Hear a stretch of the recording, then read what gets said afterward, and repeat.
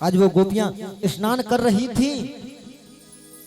सो कन्हैया अपने सखाओं के साथ में गोविंद आए और गोपियों के वस्त्र को लेके कदम पर चढ़ गए। है गोपाल, अब ये गोपी बिचारी कहा करें। एक ने कही अब नहाते रहोगी कि बाहर भी निकलोगी? बोली चलो। बाहर निकलने को जैसे ही उद्यत भई तो किनारे वस्त्र हैं ही नहीं। एक ने कही हमारे वस्त्र को कौन ले गया? बेचारी कंठभर जल में खड़ी हैं और ऐसे देख रही हैं। और ज्यादा गौर से देखा तो श्रीमान जी बैठे हैं। लाला आपने हमारे वस्त्र काय को ले लिए? कन्हैया बोले मैं तो जानू भी ना है वस्त्र का चीज हो में भैया, कैसे हो में? गोपी बोले ये कदम पे टंगे तो हैं, यही वस्त्र हैं। कन्हैया बोले जी ये तो हमारे कदम पे फूल आए हैं, ये कोई वस्त्र नहीं है। गोपी बोली ये तो बहुत समस्या है। तो गोपियों ने फिर प्रार्थना करी। प्रार्थना करती हैं कि श्याम सुंदर ते दास्य करबाम तबोदितम देहि बासांसि धर्मज्ञ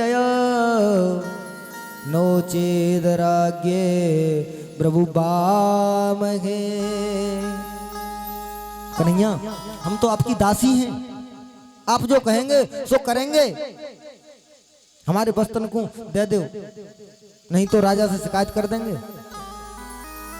पर इसमें एक सुंदर भाव संत जन बताते हैं। गोपियों के 4 रूप हैं। कुछ शुद्ध स्वभाव की गोपी हैं, कुछ वयस्क स्वभाव की गोपी हैं, कुछ क्षत्रिय स्वभाव की गोपी हैं, कुछ विप्र स्वभाव की गोपी हैं।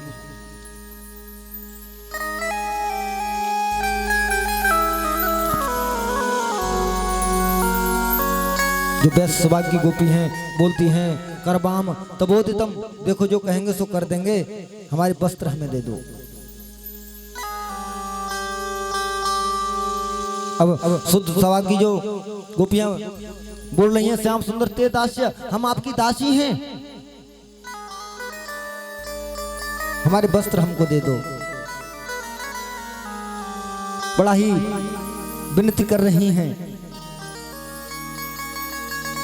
भवत्यो यदि मे दास्यो मयोक्तम बाकर्ष्यव यत्रा गत्य समवासांसि प्रतिच्छन्तु शुचि स्मिता।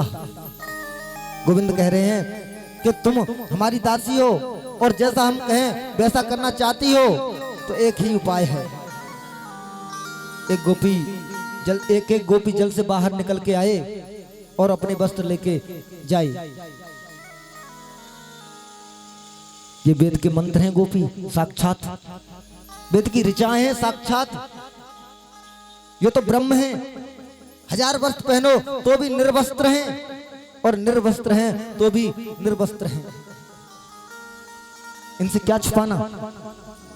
और एक एक करके गोपी ने संकोच भाव से आई और गोविंद ने उनको वस्त्र समर्पित कर दिए।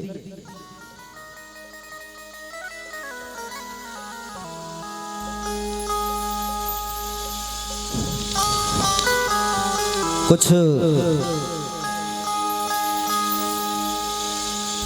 और तो और ये भी कहते हैं दूसरे समुदाय के लोग कि श्री कृष्ण कहते हैं कि धर्म संस्थापनार्थाय संभवानी योगे हुए। जब धर्म की संस्था के लिए, स्थापना के लिए हमारे वैदिक सनातन धर्म में क्यों कहने का अधिकार लोगों को ज्यादा है। ये क्यों हुआ, ये क्यों हुआ, ये कैसे हो गया, ये कैसे हो गया।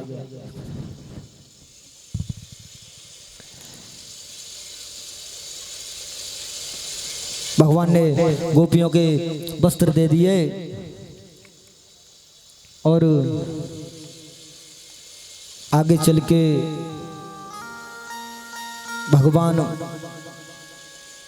इंद्र थोड़े अहंकारी हो गए हैं, इतना भी ध्यान नहीं रखते कि कथा चल रही है।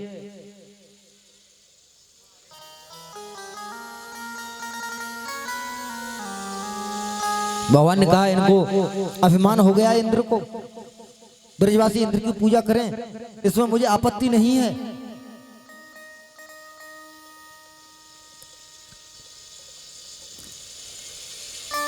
पर उसका अभिमान तो मिटाना है।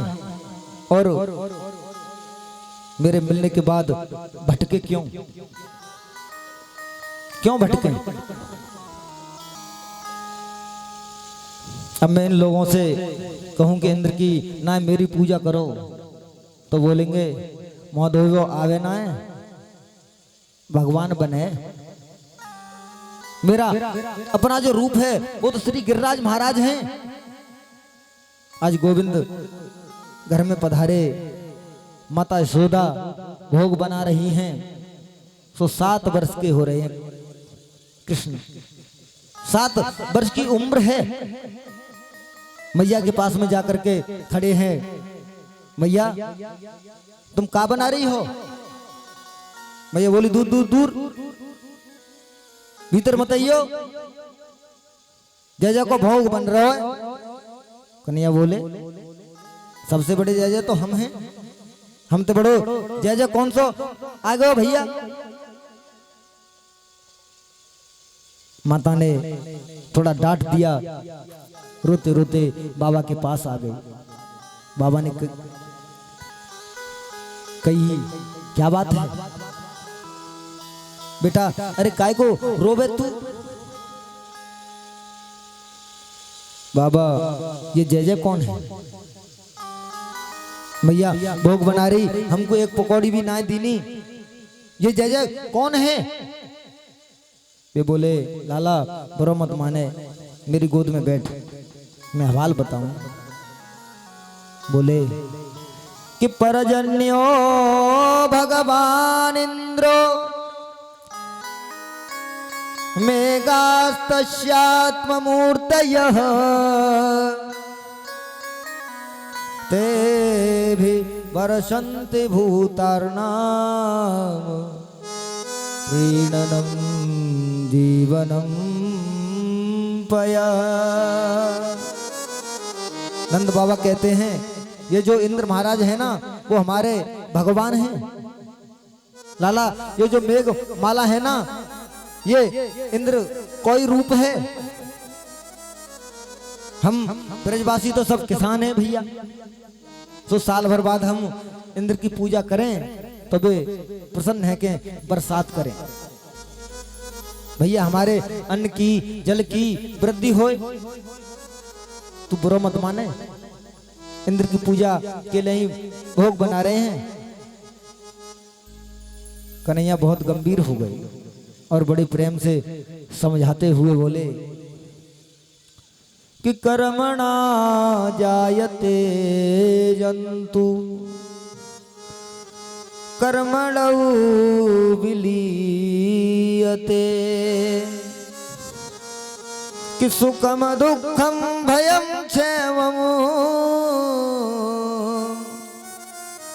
कर्मणैवा विपद्यते।